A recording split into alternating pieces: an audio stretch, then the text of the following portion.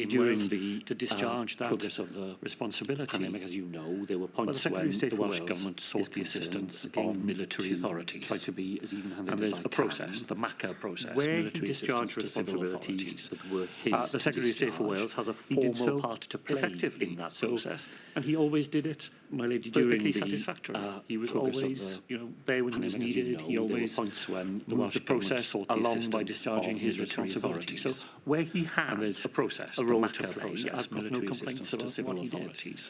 My difficulty the Secretary of State for was Wales has a particularly in formal the part to early play days in that process, and he always did it with frankly, perfectly I satisfactory. think very little He else was to do. always, you know, The Secretary of State he always filled his days by writing moved letters the process to me, along by asking discharging me his about the Welsh responsibilities. government's So where he responsibilities. had a role to play, I've got no complaints the risk about what was he did. that My difficulty was beginning to get in the way in the of early days, our ability to do the things we needed to do. with frankly, At one point, I had think to write very to little him else to do, and explain the that Secretary of State I couldn't go on filled his giving days a by writing priority letters to me, to my scarce asking me officials' about the time Welsh with so government's many other things to do, responsibilities. to replying to correspondence The from risk him was about things for which he had no that responsibility. he was beginning to get and in for the which I way am of accountable not to the our Secretary of ability State to for do Wales the at things all, we needed but to to the do. Parliament of the Welsh At people. one point, I had to write to him and explain that One of the I roles of couldn't the go on Secretary of giving a State for priority Wales is to act to my as a scarce voice officials' time for and so many Wales other things within to do, the UK to replying to cabinet. correspondence Did you from him consider about that things Mr. for which Hart he had no acted responsibility as a voice for and for which I am accountable not to Welsh the government Secretary of State for at Wales UK at all, cabinet during but the to the pandemic? Parliament of the Welsh people. One of the roles of the Secretary of State UK for cabinets Wales have is some to act as a voice for Wales implications within them, the and UK the Secretary of State cabinet. for Wales Did you is not to be found consider near that Mr. Hart top half acted as a of that voice for hierarchy. the Welsh government at I'm UK afraid I would cabinet say during that the the Secretary pandemic? of State for Wales was far more the voice of the UK government UK in cabinets Wales, have some rather than the voice of Wales in the UK implications cabinet within them. Now, the Secretary of State for Wales mentioned several is times not in to your be written found near evidence the and also top half this morning of that the hierarchy. effectiveness of the approach I'm that afraid Michael I would Gove say took that in the the meetings that Secretary you of State had for with Wales him, was effectively far acting more as a the key voice link person between the of UK government UK and involved government in administrations. Wales, rather than the voice In of your view, Wales in the UK in the event of a cabinet. future pandemic, Now, where does that leave the mentioned territorial several times in your offices, written evidence, the and Scottish also, office, the this morning, Wales office, the Northern Irish office? Are those effectiveness offices being of the made approach redundant that do you Michael see Gove them took in the meetings that you had having with a him different acting role, as a key link or should person they between have a the UK different government role and in the involved event of a future administrations? pandemic? In your view, Well, in the event of a my future lady, this is pandemic, a where does much that leave the broader territorial question offices and of the well Scottish above office, my the own Wales office, the Maybe Northern way Irish beyond office? my terms Are of those reference by the offices sounds of being it. made redundant? Do you see shall them I just say in having general a terms, different role, you know, or should cases they have a have been different role made in the event of for a future a pandemic? territorial office in the UK government, a my lady, single this is Secretary a of State, much with broader question second and well tier above my ministers own for Scotland Maybe way responsibilities. beyond my terms of But that's a reference by matter the for the sounds of Prime it. Minister of the day. Quite definitely Shall, not for shall I me. just say in general terms, Mr. Drakeford, the reason I asked the question is because we're coming to the cases have been intergovernmental made reforms that for we started off a speaking about that were territorial then reported office on in January the UK government, 2022. a single Secretary of State. Perhaps if with we can just have a look at that report second briefly. It's tier INQ ministers for Scotland, Wales and Northern 40832115. Ireland. But that's a matter for the Prime Minister of the day, quite definitely not for me. This is a couple of other witnesses earlier. Mr. Drakeford, The reason I asked the question is been because taken we're coming to to the establishes a intergovernmental new reforms that we framework, started off a new set of speaking about that structures were for then managing reported on in intergovernmental January relations. 2022. Perhaps briefly we can just have a look at paragraph. Perhaps if we can just have a look 11 at on that page report 3. briefly. It's INQ 40832115. So the new framework that supersedes the JMC system provides this three-tier committee structure in the inquiries have been taken and to all this, four and this nations, as I understand it, establishes have a new agreed to work framework under these new new set of arrangements structures for managing intergovernmental relations. you Perhaps say paragraph briefly we just have a look 201 at of your paragraph module 2 11 on statement. page 3. You make the point that the new intergovernmental new arrangements framework have never that been fully supersedes implemented. the JMC And system in any event, provides you say this they need three-tier to be committee animated by the structure, necessary cooperative and spirit all for four them to nations, take as the I understand strain it, of have agreed to responding work to under prolonged these new and arrangements. profound emergency. My You say question is paragraph simply this. 201 of In the your event of a module future 2 pandemic, statement, do you believe that these new you make the point that the new arrangements for intergovernmental intergovernmental arrangements have working never been will fully be implemented? effective? And in any event, Well, I think you they would be say more they effective need than to the be ones animated we by the had to necessary rely on cooperative during spirit the for them to take pandemic. the strain They of are responding to a still prolonged very and new. profound They're emergency. still not fully My question tested. is simply The this. In the event of a future ministerial pandemic, do you believe that these committee, new the top tier of arrangements this, for didn't intergovernmental meet at working all in will be 2023. effective? Hasn't met now for 18 Well, I think they would be months. more effective than So, the ones we partly had that, to rely my lady, on is because during there has the not been an pandemic executive in Northern They Ireland. are So there are still sensible very reasons why new. it's They're been still difficult not to do fully so. tested. But That's partly what I meant by saying ministerial that structures are the top important. tier It's of important to this get them right. didn't meet at But all in structures by 2023 themselves will not be hasn't met now sufficient. for 18 months. There has to be an So, approach to the structures. partly there has that, to be a my lady, is commitment because to there has them. not been there an has to be a executive in Northern willingness Ireland. So to there make are the sensible structures reasons work. why all structures you like on a piece of paper, but if the people involved in them that's partly what I meant by saying approach them in that spirit, structures are important, and it's important to get them right. Sorry to but interrupt. structures Do you by want to finish the themselves sentence? will not be sufficient. Do you There has understand to the be an structure? approach 'Cause I to the confess structures. I There has to be a find commitment it to really them. There has to be a willingness rather difficult. There's to make the structures interministerial work. groups, All structures you like interministerial on a piece of standing paper, committees, but if the people and involved in them time-limited interministerial committees. approach them in that Not spirit, exactly they won't deliver straightforward what is to understand. needed. No, Please, so I think did you, it's sorry to interrupt. Do you want overcomplex. to finish the sentence? No, I think that's one of the things we've Do you learned understand the structure? since 'Cause I the structure confess came I into being. It find needs it to be really streamlined and rather pared difficult. There's back. interministerial groups, Essentially, though, it has three interministerial levels. standing committees, It has and ministers time-limited meeting on their own interministerial portfolio committees. areas. Not There exactly are two straightforward to committees understand. then which stand over over complex. that interministerial I think standing that's one of the one things dealing we've with finance, one since, dealing with the other structure things, came into and being. then it needs At to the be top of this streamlined pyramid, and pared. the Council of back. Ministers, which involves the Prime Essentially, Minister though, it has and three levels. the First Minister. It has ministers But meeting on their I own would portfolio agree with you. My areas. experience of this so far There are is it's two committees over-elaborate. then which stand over On to that next, asking you, Mr. Drakeford, some questions about information sharing between the four nations, particularly the sharing of scientific top of this pyramid, information. a council of We'll start with ministers some which questions about involves the Prime SAGE. Minister and the First Ministers. In January and But February, I the Welsh would Government's agree with you. My primary experience source of of this so scientific far and medical is it's information about the over-elaborate. virus came from SAGE, and you On say to at the paragraph next, 30 of asking your Mr. Drakeford some questions about information sharing between the four nations. This was a comfort to you at that early stage of the pandemic to know that SAGE would meet regularly. We'll start with some questions about SAGE. However, as we've seen, the first 5 SAGE in January and February without any the Welsh Government's primary source of scientific and medical information. Did that concern you that those early SAGE meetings going into paragraph 30 of February didn't have a Welsh Module 2 around the table? This was a comfort to you at that early stage of the pandemic to know that SAGE would meet regularly. A number of answers However, to that. as we've seen, the First of first all, 5 SAGE we meetings were went ahead fortunate, without and I any don't think there's anything more than that, representatives of the Welsh fortunate that our Government. Chief Did Scientific that Officer for concern Health, you that Rob those Orford, early SAGE was well meetings going known into and well early connected to February people who didn't were have a on Welsh SAGE. voice So around I the table? always felt we had a direct line into the SAGE discussions. A number of answers to that. As that month moved on, we were fortunate, and I don't think there's anything more than that, fortunate that our Chief Scientific Officer for Health, Rob Orford, was well known and well connected to people who were discussions, and particularly, so I always felt we had a direct line into the SAGE, our ability to put questions directly to SAGE. As that month moved on, I did come to be more anxious that we had somebody in the room. Did not occur to me were taking place that they rather than having particularly Welsh the discussions, and particularly on what was a global phenomenon. So SAGE in those anxious about our ability to put questions directly to SAGE that were pertinent to Wales, and in collecting the information of what was happening elsewhere in the globe. Early days, and did not at that point I did not myself see that there was a particularly Welsh contribution to that. So in the beginning, on what was a global phenomenon. So SAGE in those early days grow a little as though concerned with domestic impacts. The inquiry heard and in evidence collecting in the Module 2 information from of what was Professor happening Henderson that elsewhere in the SAGE globe. data and advice had an English frame At that of point, reference. I did not myself see that there From was what a you've just said, particularly Welsh do you angle agree or with contribution to that. So in the beginning, I do agree with it to an extent. concerns.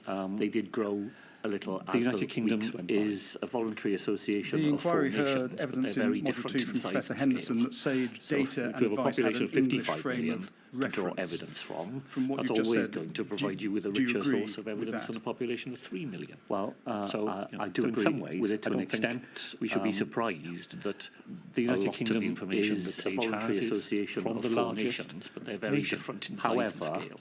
there So were if times you have a population of when they 55 would have million been to draw specific evidence from, dimensions that's always that going were to provide you with a richer source of Wales, evidence than a population where of 3 million.